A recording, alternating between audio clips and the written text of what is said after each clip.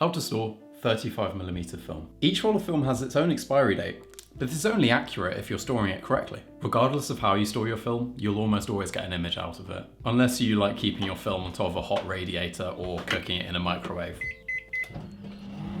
Then it's a goner.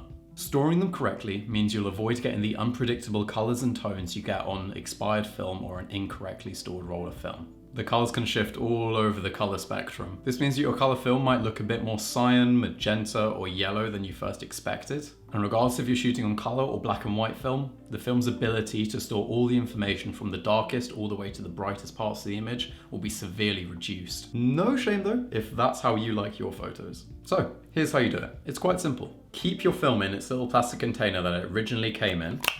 Don't forget the lid. Or if you're shooting medium format, keep it inside its wrapper that it originally came in. Or kept in its 3-part box if you're shooting large format, but you probably know what you're doing already if you're shooting large format.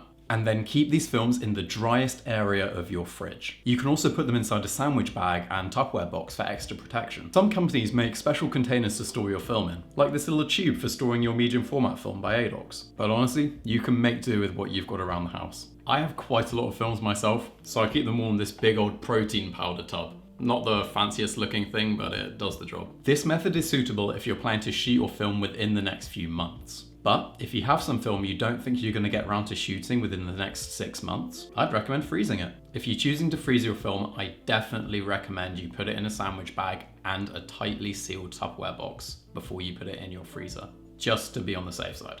Then, when you're ready to shoot your film, and this part's important, you've got to give your film plenty of time to naturally come to room temperature before you put it into your camera, because you want to avoid condensation. Depending on the temperature and climate you live in, the time it can take to get to room temperature can vary. But if you want to play it on the safe side, I'd recommend taking your film outside of the fridge or freezer the evening before you plan to shoot it. Then, once you've taken all of your photos, safely wind the film back into its canister inside the camera and put it back inside the original plastic container it came with. Then once your shot film is back inside its original canister, you can put it back into your fridge for the short term while you're waiting for it to get developed, but please get your film developed as soon as you can.